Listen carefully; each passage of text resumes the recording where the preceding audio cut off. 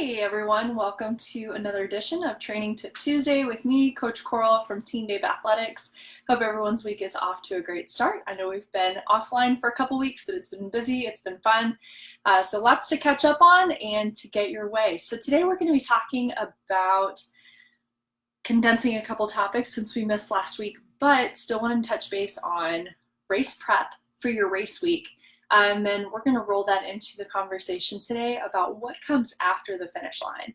But before we get started, I wanted to commend and give a shout out to all of our babes local to Clearwater who came out for a super fun mock try for the Lycra and Lace Sprint that is coming up in a couple weeks. But this past Sunday we had our practice event on course at Fort DeSoto Park, and it was just such a blast. A couple of first time folks joining us and some very familiar faces as well, but everyone did wonderfully. It was a great preview of the race course that we'll be seeing here in a couple weeks in some very windy conditions, which is usually what that, hey Colleen, welcome. But we do typically see windy conditions out at Fort DeSoto, so definitely a great experience for potentially what's to come. But thanks again to everyone who joined us. So without further ado, let's jump into our topic today. So first off, and these are going to be just really rapid fire bullet points, but I think it's so important to hone in on these two pieces. Pretty much we're going to talk about the week prior to race day and then the week after. And honestly, I think a lot of times we miss talking in depth about these two periods of time before and after the race day. We do this huge lead up, but then you get to the week before race and the focus on strategy really isn't there. And especially holds true for after you cross the finish line. So before your big race, and so like the week before shorter course race, you're looking at taper. And we talked about this the last edition we did a couple weeks ago of Training Tip Tuesday. So if you missed what exactly taper is, go back and check that out from, I think it was the first week of September. So this period in front of race day where we're tapering down, we're typically looking at about a week before a shorter course try, so a sprint or an Olympic.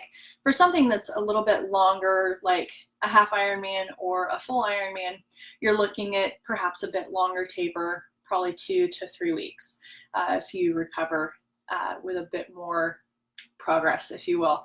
But anyway, so this is the period of time that I'm talking about right now, prior to race day. This is really the time, of course, during taper that you're letting your body absorb all the training that you've been doing, but you still want to stay active. However, you're definitely going to be looking at hopefully a reduced volume. So you'll have a few extra hours on your hand throughout the week that you can utilize to your benefit. And the things that you should be focusing on with these extra hours is more of the mental and logistical prep for your race. So revisiting your nutrition strategy, making sure that you've got all of the things that you need for your race. Make your race packing list. Plan out your schedule for your race week. This includes checking travel accommodations, travel logistics, making sure all of your reservations are confirmed, knowing spatially where everything is in relation to one another. So is it feasible to walk from where you're staying to your race site, or are you going to have to take an Uber at 4:30 in the morning? Like, these are just things that you really want to just think through and make certain that you've got those nailed down so that you're not waking up on race morning with 3 hours to figure out all these things that you could have prepped in advance. So, and that's one of the biggest things that I like to talk about with my athletes while we're going through. Colleen and I actually just had this conversation a couple days ago. She preps for Ironman Maryland here in just a few days. Colleen, we're super excited for you, by the way. Great job at tackling some of these pieces that we're talking about today.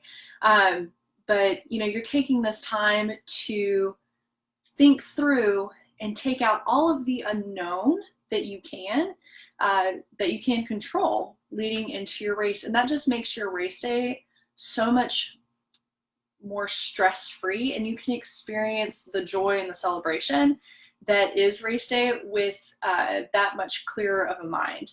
And I'm a big list maker. I know lots of triathletes are as well. And so whether it's a spreadsheet, and by the way, if you need a packing spreadsheet, we've got that covered. Shoot me a message and I can send it to you. But get out old-fashioned piece of paper, or there are plenty of apps that you can do planning on your phone. But take the time, sit down, carve out a space just like you would for a training session. Yes, I do believe that it is as important as your physical training to do this sort of thing, but make a list, timetables. You're leaving for your race site at X time. You're arriving about this time. This is where you're going to eat lunch. This is where you're going to go grocery shopping for your pre-race meal. Race morning. This is what time you're getting up. You've prepped your bottles the night prior. Like, just step by step by step, the minutia, write it all down. I know it sounds a little obsessive, but I promise you it will make your life easier. And this is the nice part. Once you get to wherever you're going, you can just take your pen and check, check, check as you go through your day. Of course, you can adjust as needed, but it takes all of the thinking on the fly off the counter so that you can literally just walk through your pre-race day, packet pickup, and especially race morning when the caffeine quite hasn't kicked in yet.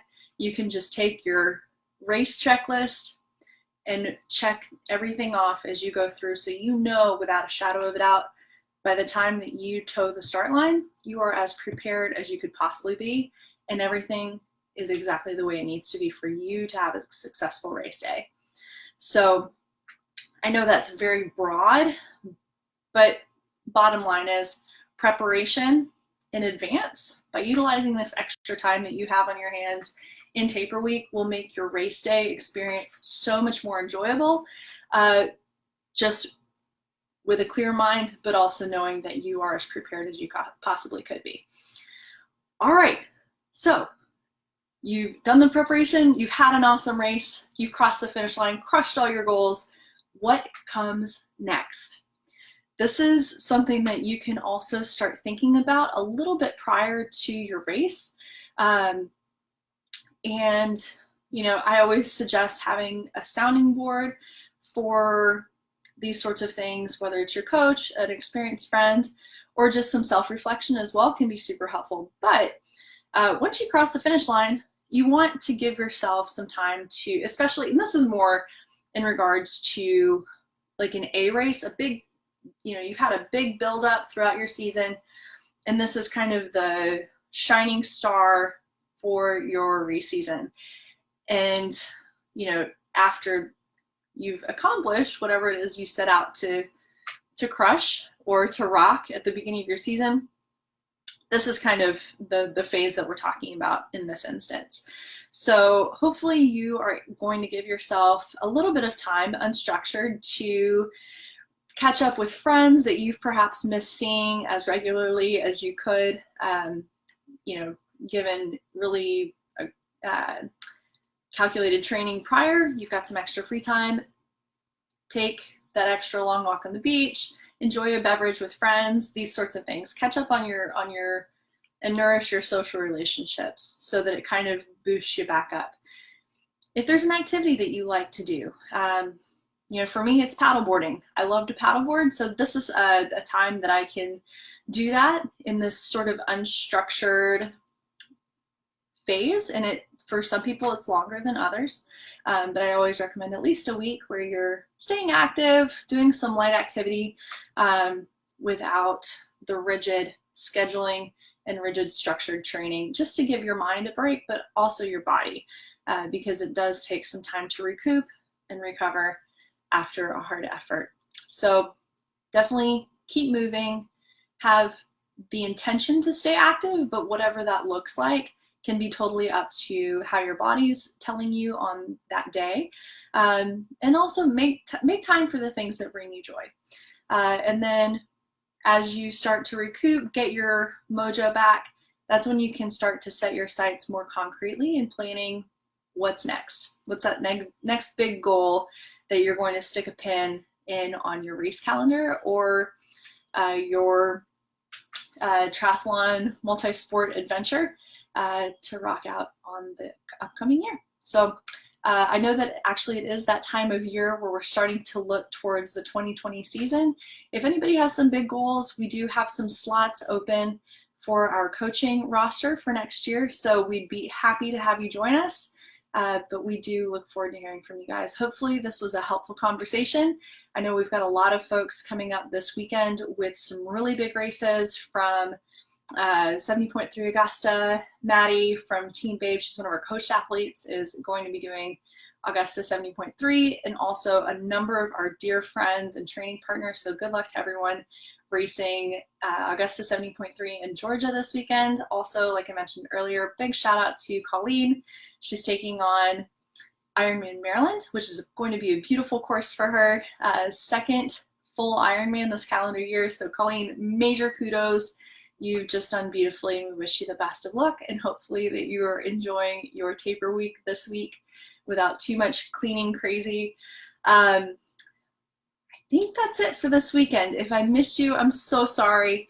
But again, best of luck to everyone coming up this weekend, and we hope to see you again soon. Take care, have a great week, and we'll see you out there.